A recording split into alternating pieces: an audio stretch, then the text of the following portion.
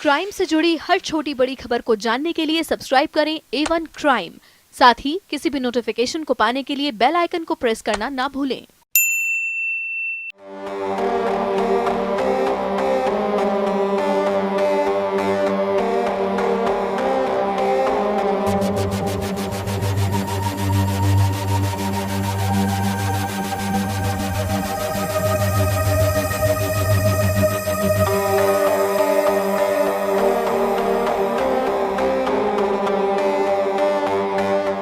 अप्रैल माह में की गई और उसका शव जो है वो दफना दिया गया।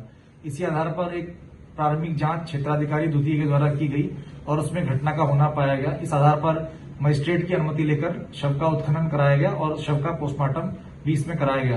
पोस्टमार्टम और एक्सरे की रिपोर्ट के आधार पर सर और सीने में छर्रे का लगना पाया गया, जिससे कि जो अप्राकृतिक मौत है इसकी पुष्टि हो रही थी। इसी आधार पर आज धारा 302 के अंतर्गत एक मुकदमा 3 लोगों के ऊपर नामजद किया गया है, जिसमें कि महिला के द्वारा जो पूर्व में आरोप लगाए गए थे उन्हीं आरोपियों पर ये पंजीकृत मुकदमा किया गया है। उसमें से 2 आरोपियों को हिरासत में ले लिया गया है और बाकी विवेचनात्मक कार्रवाई भी इसमें जारी है। मेरी शादी 25 अप्रैल 2016 को हुई थी। उसके बाद से ही मतलब ससुराल वालों का व्यवहार मेरे प्रति अच्छा नहीं था। लड़ाई झगड़े और तानाकशी ससुराल वाले करते रहे मुझसे, और शादी के बाद मुझे मायके भी नहीं इन लोगों ने आने दिया। 3.5 साल में अपने घर नहीं आई। बहुत परेशान करते थे। उस दिन भी मतलब मेरे ससुर और मेरे शौहर के बीच दुकान के पैसों को लेकर झगड़ा हो रहा था।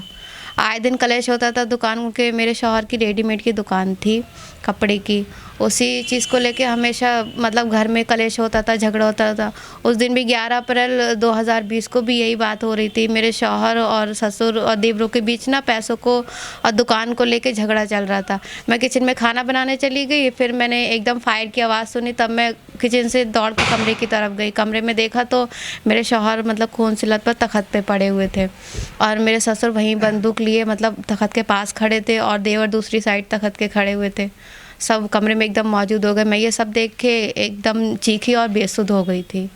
उसके बाद जब मुझे होश आया तो मैंने देखा उनकी डेड बॉडी बाहर हॉल में पलंग पर थी और उन लोगों ने कमरा वो बंद कर दिया था जिस कमरे में गोली लगी हुई थी।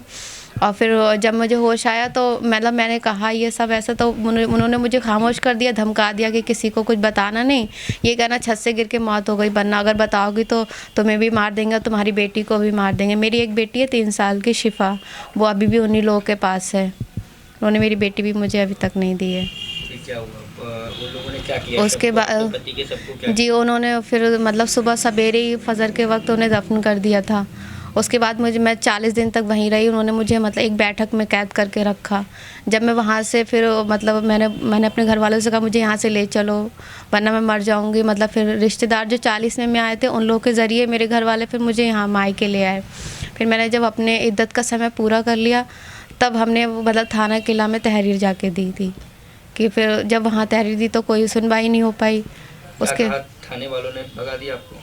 हाँ, उन्होंने कहा कि मतलब हमारी रिपोर्ट ही नहीं लिखी। उन्होंने कहा कि हाँ देखा जाएगा और फिर मतलब समझौते के दबाव बना कहते रहे कि समझौता करवा देंगे। लेकिन काफ़ी दिन हम भागते दौड़ते रहे, 15-20 दिन, लेकिन वो लोग आए भी नहीं और ना ही कोई समझौता हो पाया, ना ही हमारी कोई कार्रवाई उन्होंने रिपोर्ट लिखी। फिर हमने एक ADG के यहाँ शिकायत पत्र दिया, एप्लीकेशन दी। फिर उस बेस पे उन्होंने मतलब CO के पास लेटर भेज के फिर CO साहब ने हमारी जांच की। जांच में तो सब क्लियर हो गया कि हाँ गोली लगी थी, रिपोर्ट में भी आ गया। उसी बेस पे मतलब मुकदमा दर्ज हुआ है। आपके जो ससुर हैं वो क्या करते हैं? मेरे ससुर रिटायर्ड पुलिसकर्मी हैं। तो पुलिसकर्मी की वजह से ही इन्होंने मतलब उससे साठगांठ कर ली थी ये से? हाँ सर, मतलब उनके स्टाफ की तो थोड़ी इंसाफ पच करते ही हैं वो, इसीलिए कार्रवाई नहीं हो पाई। इन लोगों ने पैसा भी दिया एसओ को? सुनने में तो आया है सर, पेपर में तो हमने भी यही पढ़ा है, पैसा वैसा दिया था उन लोगों ने। इसीलिए 4 महीने तक कोई कार्रवाई जी कोई सुनवाई नहीं हुई। 40 दिन आपको कैद रखा, किस तरीके की आप परेशान भी करते थे? वो लोग मुझे माइंडली टॉर्चर करते थे, परेशान, उल्टी सीधी बातें करते थे। खाने पीने को भी नहीं देते थे?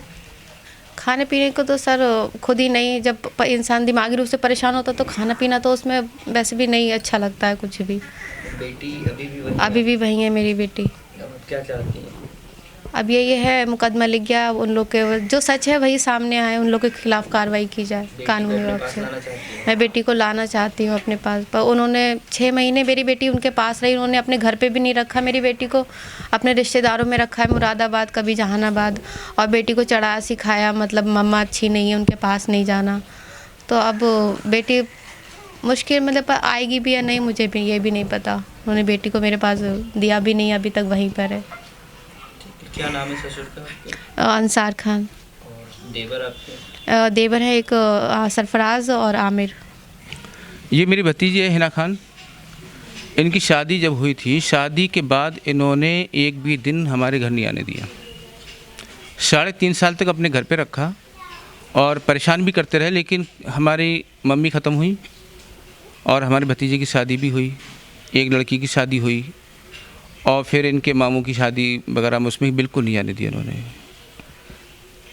हम इनके यहाँ दावत देने के लिए गए थे, लेकिन उन्होंने गेट ही नहीं खोलते थे जी, अंदर जाने ही नहीं देते थे, इनसे मुलाकात ही नहीं करने देते थे, बहुत परेशान करते थे। लेकिन हमने क्या, इनका घर बन जाए तो हम उसमें कोई हमने मतलब इंटरफेयर नहीं किया।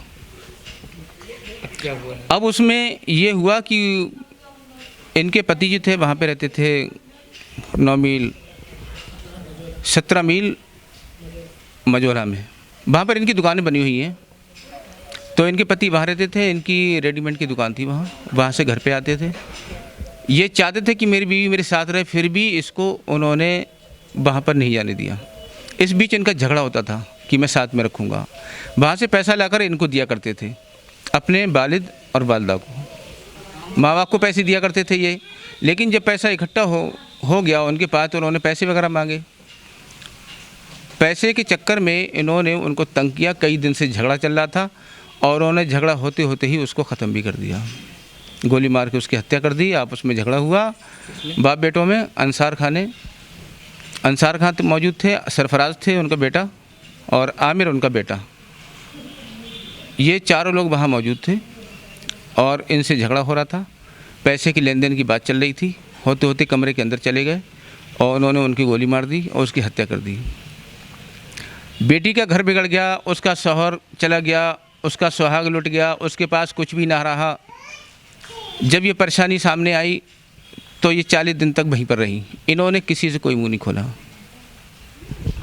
कुछ दिनों के बाद, मौत के बाद कुछ दिनों के बाद, 2-4 दिन के बाद में हमको पता चला, तो हमने क्या कोई बात नहीं, वहीं पर रही है। उसके बाद रिपोर्ट भी कराई, लेकिन रिपोर्ट करने के बाद में कोई हमारी कानूनी कार्रवाई नहीं हुई और हमें जो है थाने से रोकना है, 2 घंटे 4 घंटे बैठे रहते थे और वो कह दिया करते थे कोई कार्रवाई नहीं होगी, आप जाइए घर को। अब मैं जो हमारे सामने बात आई है, हमारे एसएसपी साहब और सीओ साहब ने जो बहुत ही संगीन के साथ ये मैटर को लिया, उन्होंने आनन फानन में जल्दी रात में ही उसको दफन कर दिया गया था, किसी को पता भी नहीं दिया उन्होंने। जब पता उन्होंने नहीं दिया किसी को भी, तो हम लोग भी परेशान थे कि पता नहीं दिया उन्होंने बिल्कुल भी। अब लड़की का हस्बैंड ख़त्म हो और सबसे पहले खबर किसको होना चाहिए? लड़की के घर वालों को, लेकिन उन्होंने कोई भी खबर नहीं दी। खबर बहुत दूर से हमारे यहाँ आई तो हम लोग गए यहाँ से। मैटर जो है ये 7 बजे के आसपास का है, हमें खबर 9 बजे के आसपास मिली थी, तभी हम लोग गए थे, काफ़ी लोग यहाँ से। उसके बाद मैं ये चाहूँगा कि एसएसपी साहब का और